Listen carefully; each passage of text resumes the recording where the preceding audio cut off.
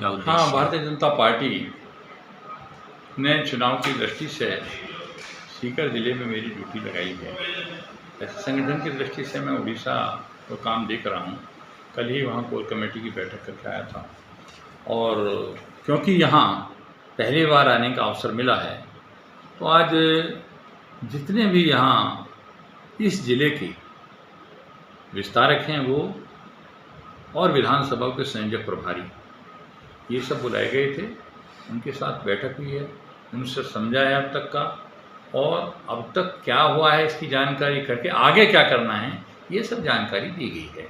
चुनाव की तैयारी में भारतीय जनता पार्टी जितनी सरकार की नाकामी है उनको हर घर तक पहुंचाने का काम करेगी, केंद्र सरकार की उपलब्धियां हर घर तक पहुंचाने का काम करेगी। माननीय मोदी जी के नेतृत्व में देश वैश्विक स्तर पर आज first growth of the world India की है।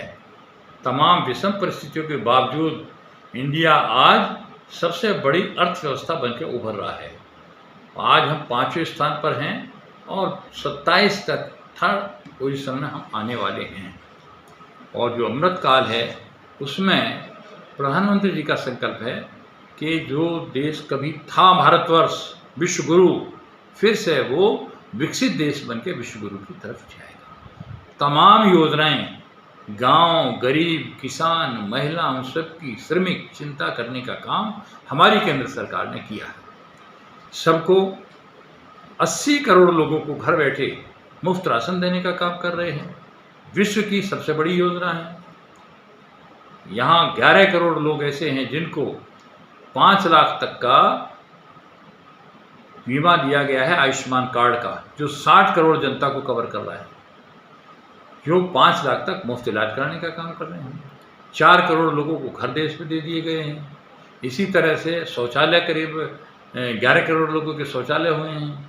9.5 करोड़ लोगों को गैस के कनेक्शन फ्री दिए गए हैं। और ये केंद्र सरकार ने दुनिया भर में जो चाइना और यूक्रेन की लड़ाई के बाद फर्टिलाइजर्स के दाम बढ़े, जिस तरह गैसेस के दाम बढ़े, फर्टिलाइजर्स के दाम बढ़े, तो मोदी जी ने कहा नहीं, मैं अपने देश के किसान की लागत नहीं बढ़ने दूंगा। एमएसपी तो 1.5 गुनी देंगे। एमएसपी तो उन्होंने 400 रुपये कुंटल से लगा के 800 रुपये कुंटल तक की बढ़ोतरी है। 400 मूंग पर बढ़े हैं, 800 हमारे दालों पे कुछ पे बढ़े हैं और 150 रुपये धान पे बढ़े हैं। एमएसपी 1.5 गुना देना और लागत नहीं बढ़ने देना। दुनिया भर में इंटरनेशनल मार्केट में यूरिया की एक बैग की कीमत 2470 रुपये है। हमारे यहाँ किसान को कुल 266 में मिल रहा है। शेष कौन दे रहे हैं? मोदी जी की सरकार दे रही है। अपना डीएपी का एक बैग किसानों के इंटरनेशनल मार्केट में 4070 का है, अपने यहाँ कितने का मिल रहा है? केवल 1370 का मिल रहा है। शेष कौन दे रही है? मोदी जी की सरकार दे रही है अनुदान। चाहे एनपीके को, चाहे एमओपी हो, किसी पर भी जो जिनका 3100 और 2700 इंटरनेशनल मार्केट में है, वो यहाँ 1300 और 1700 का मिल रहा है।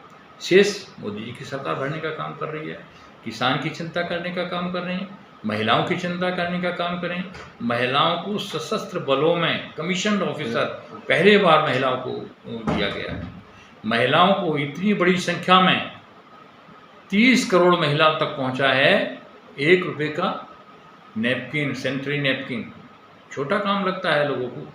किस तरह से हमारे देश की आयुष्मान योजना के साथ साथ जन औषधि केंद्र अब तक देश भर में 9700 जन औषधि केंद्र खुले हैं, 25,000 को खोलने की जा रहे हैं।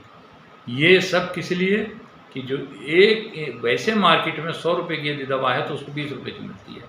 गरीब लोगों को सस्ता दवा मिले, गरीब लोगों को सस्ता इंस्ट्रूमेंट मिले, जो उपकरण हैं उसके, और कोई भी देश का आदमी भूखा ना सोए, सबके पास आवास हो, उसमें बिजली हो, उसमें शौचालय हो और कोई भी बीमारी की हालत में मर ना जाए, इसलिए आयुष्मान भारत का कार्ड भी हो।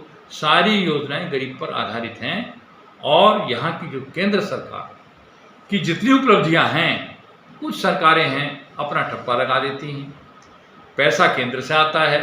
अभी विश्वकर्मा योजना का बहुत बड़ा एक अभियान चलाया है प्रधानमंत्री जी ने कि 18 छोटी छोटी जातियां हैं इनको ट्रेंड करके रोजगार देने का काम किया। मुद्रा बैंक से हमने जो ऋण दिया है 68% महिलाओं को मिला है, जितने आवास मिले हैं 59% महिलाओं को मिले हैं।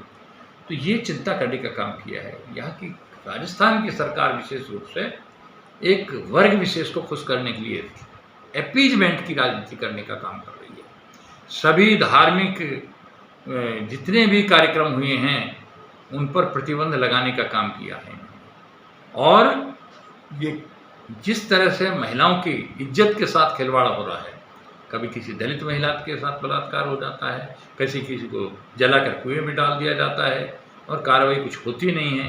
कानून व्यवस्था यहाँ की ख़राब है। आज तमाम हम उत्तर प्रदेश आते हैं, उत्तर प्रदेश में देखिए लोग कहते हैं रात के 12-1 बजे में महिला चल जाए कोई नहीं छेड़ सकता। तो वहाँ तो जाते थे, राहुल गांधी हाथरस में चले गए, यहाँ कोई वो नहीं था, कार्रवाई हो गई तुरंत। यहाँ क्यों नहीं आते जब महिलाओं की इज्जत के साथ खिलवाड़ हो रहा है? आए दिन रेप की घटनाएं हो रही हैं, लूट हो रही हैं। राजस्थान सबसे सुरक्षित प्रदेश माना जाता था। कभी हम आते थे तो शायद रात को गहने पहन के औरत चली जाए तो कुछ नहीं होता था। आज राजस्थान असुरक्षित हो गया है। इस कांग्रेस के राज में कानून व्यवस्था चौपट है। आए दिन चैन लुट रही हैं, आए दिन लूट हो रही हैं, आए दिन बलात्कार की घटनाएं हो रही हैं। और यहाँ गरीब की कोई चिंता नहीं है, केवल वोट की चिंता है। इतना ही मुझे नहीं